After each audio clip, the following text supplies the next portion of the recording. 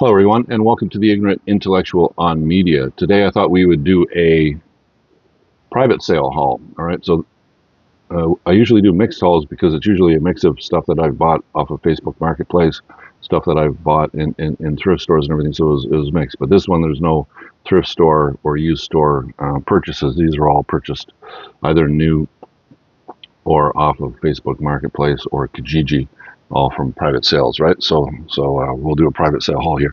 Now, if you notice right here, we have Frank Capra's set, Columbia set, um, that we uh, that we did a video, a single video on the opening of this. But when I opened it, the Blu-ray cases were damaged. 8 of them were damaged. The tops have been like cracked off, and there's little pieces of plastic all inside of it and everything. So I returned it, and now I got another one. Another one came like the next day or the day after, right? So I thought maybe since I already did the unboxing and showed everybody what was inside in the previous video, I'd just open this and make sure it's not damaged. So Amazon sent me this the exact same way they sent me the last one that got damaged, basically in a box where this is about this size, the box is about this big, and so it moves around. So what do they do to stop it from moving around?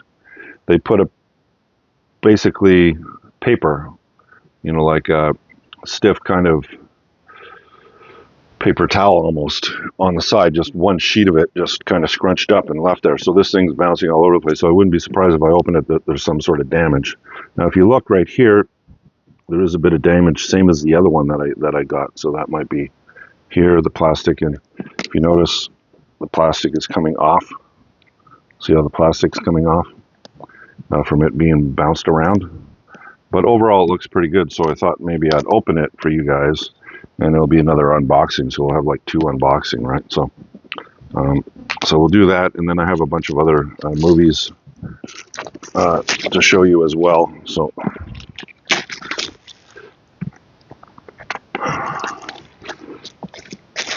basically, don't quote me on this, but it is my understanding that there's 23 films that. Oh, see, there's another piece right there. See, so we'll have to check it on the inside to see if it's damaged again. All right. So it probably is because they didn't do anything different. Um, so this is my understanding that I'm not sure how many movies Frank Capra did for Columbia, but I know of 23 that have survived. 20 of them are in here, and 3 aren't. And then there's a 4th one that I know of that the film survived, but not the sound, right? So like the soundtrack's missing or whatever. So there's 4. So they could have added those 4, and this would be pretty much as complete of a Frank Capra set that you could get of all the films that he did with Columbia. Now I'm not sure if some of his early stuff, because the earliest one in here is from 1928. So I don't know if his earlier stuff was lost or it's just too damaged to to put out, or to redo it, to put it in a 4K or a Blu-ray and redo it. Maybe not. But they did 20 of them, so you can't really complain, right? And anyway, so I thought I'd open this one up again. So it has a J card again. So we'll take that J card off. It has like a little gum piece underneath here that it sticks to, and I'll put it back on when I put it on display. So that's the J card. It shows you all the movies. Shows you all the movies in the set. All right, and there's a picture of what it looks like, right? So we'll put that aside like I did last time, and then we'll open this up. All right, so let's hope that maybe only one of them was damaged, and if it's a Blu-ray case, I have Blu-ray cases so I can replace it. So where it was damaged last time was up here on the top. This piece was chipped off, right? So it looks pretty good. Yeah, so none of them have been chipped off, so I got lucky. So maybe that wasn't part of this one. It was part of the previous one, the little piece of plastic that I showed you because these ones all look good. All right, so that's a relief. So these doors open, so you could display it. If you notice, see how it's not rectangular? It's kind of on an angle slant here. That's so that when you display it, it's kind of leaning backwards and showing you, right? And then you open it up and you see the movies, right? Like that. Now you can display it like that, but what's cool also is if you put it straight, you can just push it back in like that, and then you have it on display like that, and the doors aren't in the way, right? So that's kind of cool. All right, so if you want to see what all these movies are and which ones are in 4K, which ones are in Blu-ray, and which ones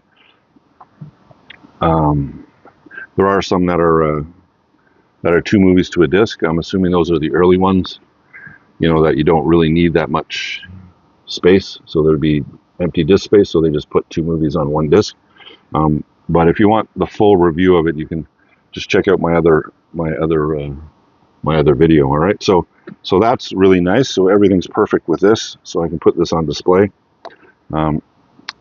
somewhere. I just don't have any room. I have so much other stuff everywhere, right? But it's cool because now I can watch pretty much a lot of Frank Capra's early stuff, right? So all of his good ones like Mr. Smith Goes to Washington, and I actually watched one that's also in the Criterion Collection.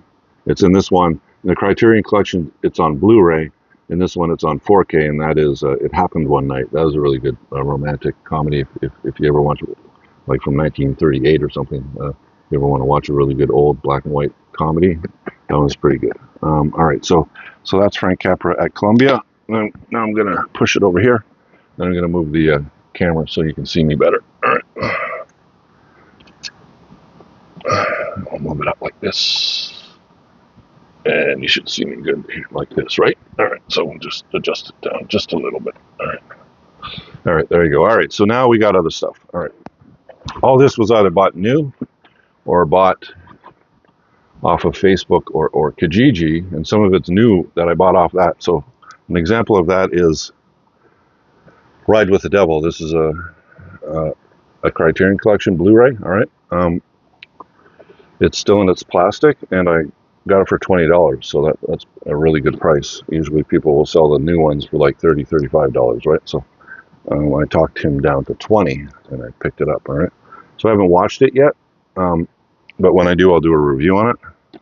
Also picked up this one from a guy, still new. This is probably the worst out of all the Studio Ghibli films. It's probably the worst one. This one isn't animated in what they usually do. This one is kind of like CGI animation, and for some reason people didn't really like it all that much, and maybe the storyline's a bit weak as well. But brand new, still in its package, still has its J card. All right, and it's part of that Studio Ghibli Steelbook collection, Blu-ray collection, 4K collection that they have. And I found this for $10 off of Facebook Marketplace, so that's kind of cool. So now I have almost all of these. I'm not going to have all of them. I'm not going to complete this collection because there's a couple of them that are just way too expensive. One of them that is expensive I have, but the other one I don't. I have it on a DVD, and that's Grave of the Fireflies, which is probably Studio Ghibli's best film, all right? But I don't know if they short printed it or what, but go on eBay, put in Grave of the Fireflies Blu-ray Steelbook, and look at the pricing of that thing. It's ridiculous. And anybody who would buy that, you need to have your head checked, because, do you think it's just going to stay stagnant the way it is now that, they came out with the Blu-rays on Steelbook, so that's it? They're not going to put any of the Studio Ghibli films out anymore? I mean, they put them out on DVD. They had one package where they had pretty much almost all of them in one package, but they're all like 2 or 3 on each disc, and the the quality of the animation is like blurry, right? It's not all that good. So I actually have that. I have that one, but I'm keeping it because there's still some films on that I don't have on Steelbook Blu-ray, right? So, but do you think anybody would pay? It's like $1,000 or $800, $900 if I remember correctly, on on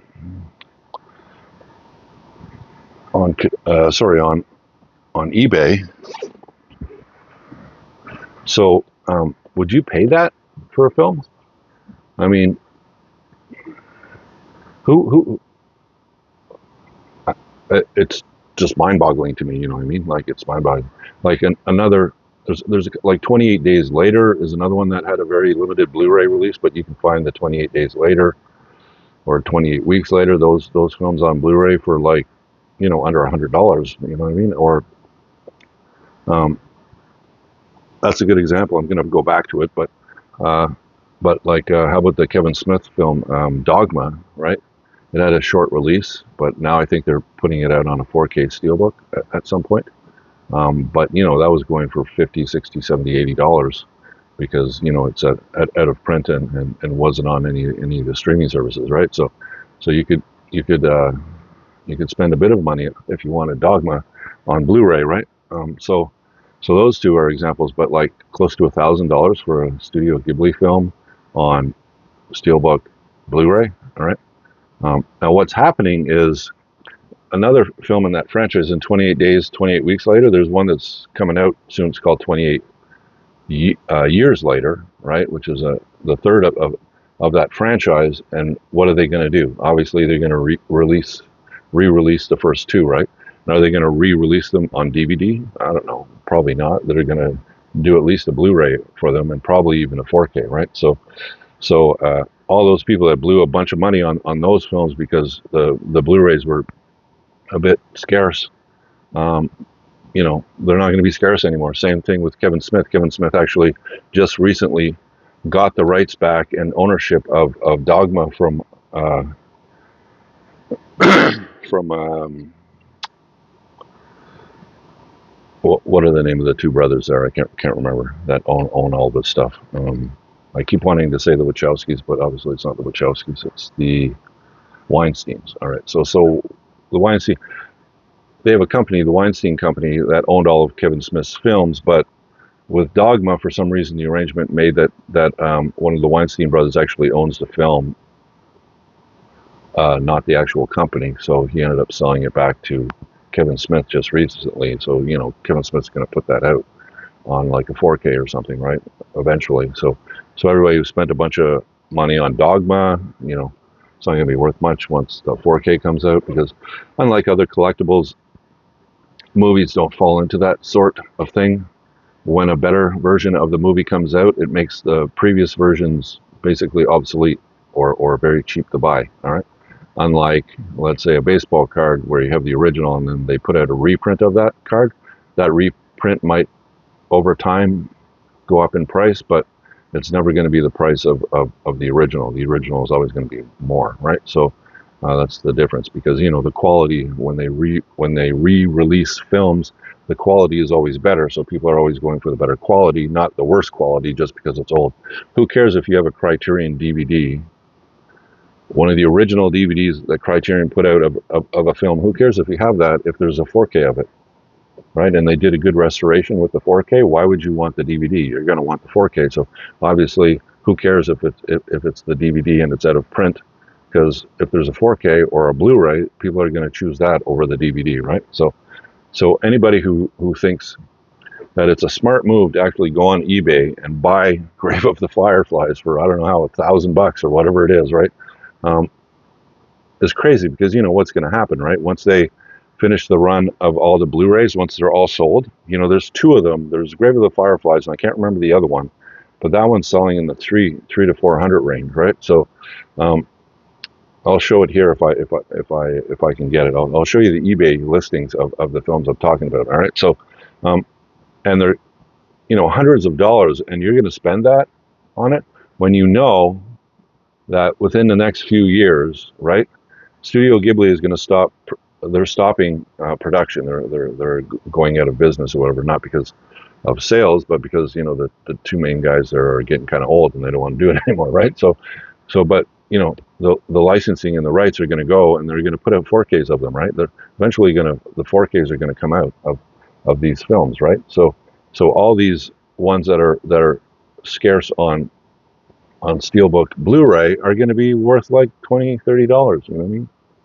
Something like that. And you go, imagine you're going to spend like $1,000 on Grave of the Firefly, so you can, those assholes that are charging that are just, what? You understand what I mean? It's freaking irritating because you're ripping off customers, right? You're just ripping them off. I don't know what else to say about that, but like anybody that buys that, and like next year they come out with Grave of the Fireflies on a 4K steelbook, right? And it's going to be like maybe 30, 40, $50, and you buy that and you go, oh man, I spent like $1,000 on this Blu-ray steelbook of Grave of the Fireflies just so that I can compete my steelbook collection of Studio Ghibli films because they all look really nice together, and you fork out that amount of money, and then the steelbook comes out that's a 4K, and you go, crap. It always happens, and it's rare.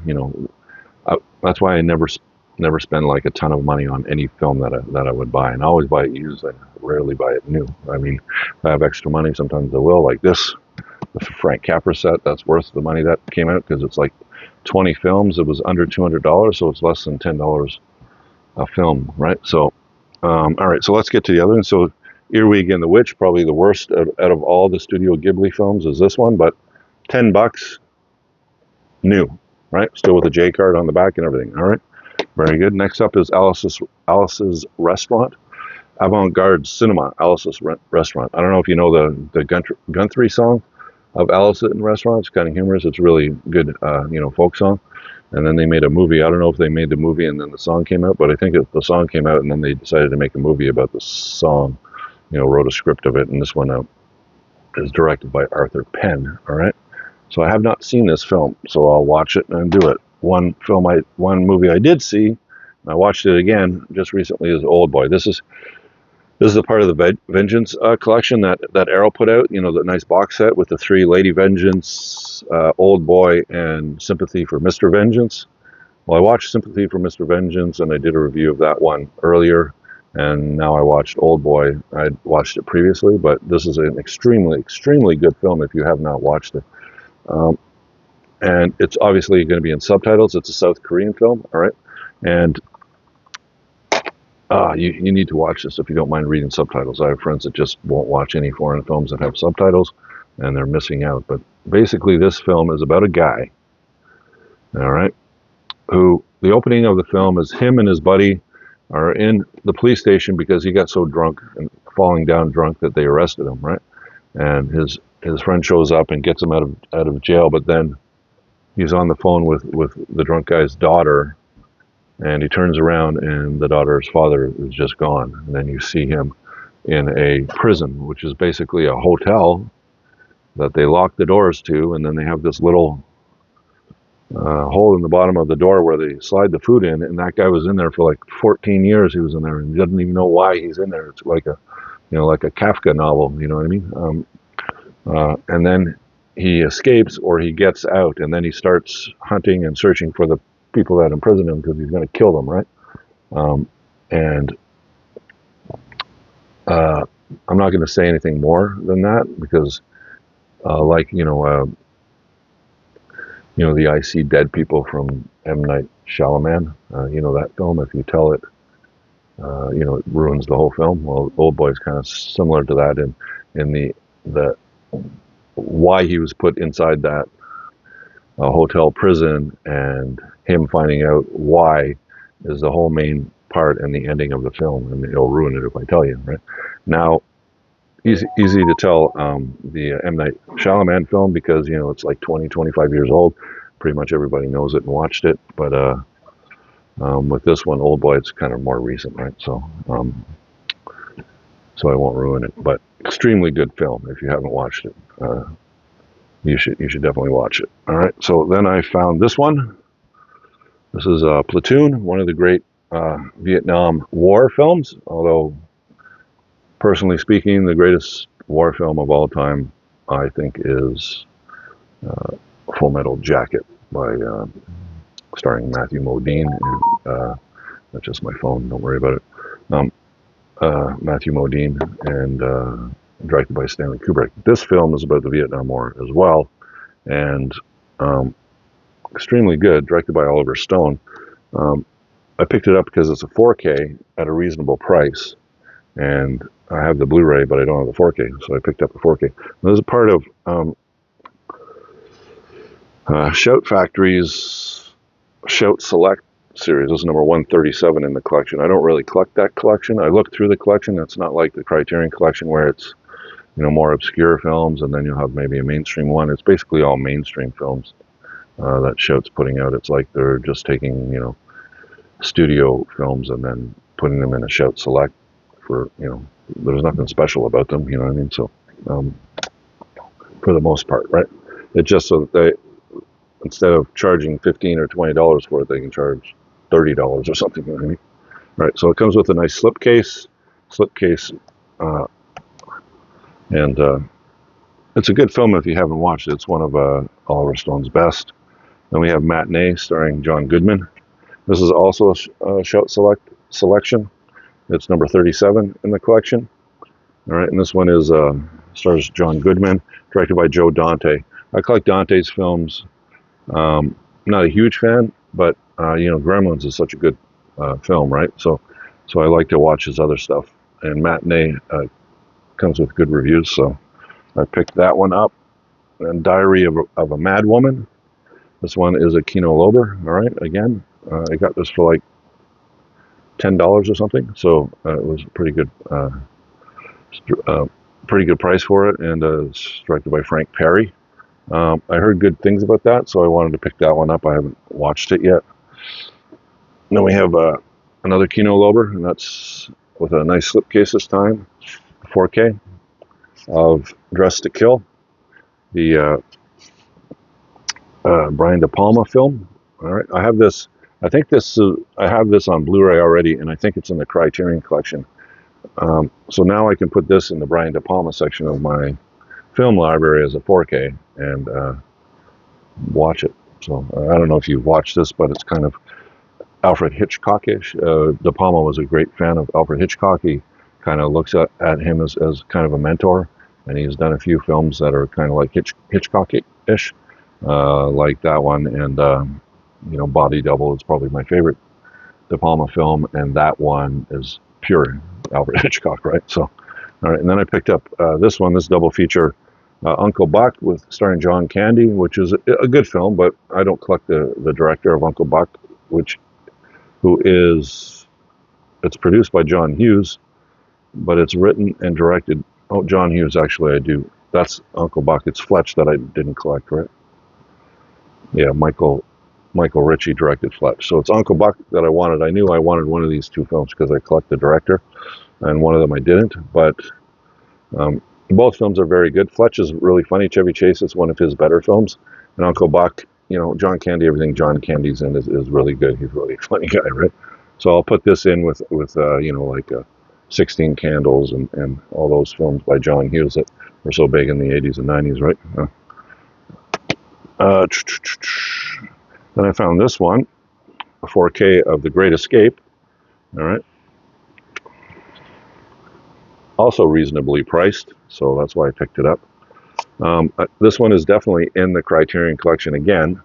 So what I do with the Criterion collection is I separate it from all my other films, right? And I put them in numerical order, right? So if I have a DVD, like a Criterion DVD of a film, and then I find it on Blu-ray, sometimes I'll pick it up. If Criterion didn't put it as the Blu-ray, right? That way I can put it in with the director, because a lot of the Criterions are from directors that I collect, and so I have a section in my library for that director, but it's going to be missing any Criterion films that Criterion put out. It's going to be missing from that director section. So if I come across a 4K of a film that is in the Criterion collection, and it's not a Criterion, well, then I can put it in the, I don't know, it's kind of OCD, but now I can put this one in the, who directed this? So bad with names. John Sturges? Yeah, John Sturges. Put it in John Sturges section. Oh, if you haven't seen it, it's one of the great escape films, basically. They're all POWs, and they get away from the Nazis, right? And then Contact, this is basically, I got this for like $4 or $5. I have this on DVD, but I didn't have it on Blu-ray, so I picked it up. Contact is a pretty good, um, extraterrestrial kind of film, but the day we make contact with beyond Earth, right? So extraterrestrial film. I don't recall it very much, but I did like it when I watched it. And it's, who directed this one? Robert Zemeckis. So I collect Zemeckis mostly because of Back to the Future, right? The Talented Mr. Ripley. All right, this is an Anthony Minghella film. This is a very good film if you don't like it. It's kind of weird seeing um, Matt Damon as a strange, weird, criminal kind of guy, right? You're used to him being like either a comedy guy with films with like in Kevin Smith's films or other films, and or with like in with Ben Affleck, films with Ben Affleck and that, right? But he does this film, and it's like you kind of have an idea that maybe he's going to be kind of like God, I'm so bad with remembering films if they don't just pop into my head automatically. The Jason Bourne series, right? And you think maybe he's like a Jason Bourne character in this, but he's not. He's like a bad guy, right? This, I think, was Patricia Highsmith. It was a Patricia Highsmith, crime kind of novel, right? And then they put it into film, right? So yeah, Patricia Highsmith. And there's a bunch of Ripley films, right? But this one is very good if you haven't seen it. He basically befriends Jude Law in this film. Jude Law is kind of a rich, good-looking playboy type, and he wants to be kind of like that, but he's like an introverted type of guy, and he kind of attaches himself to Jude Law and then hangs out with Jude Law for years, pretending to be somebody he's not, right? So, anyways, it's extremely... it's a good film to watch. I wouldn't say it's one of the greatest, but it's pretty good. All right, so I think that's all of the films that I have. I picked them all up, and I'm glad that the Capra collection is in good shape. I would hate to have to return it for a second time, right? So, all right, so that's it. Thank you for watching. If you enjoyed the video, leave a thumbs up. Think about subscribing, and I will talk to you in my next video, and you have a great day. Bye for now.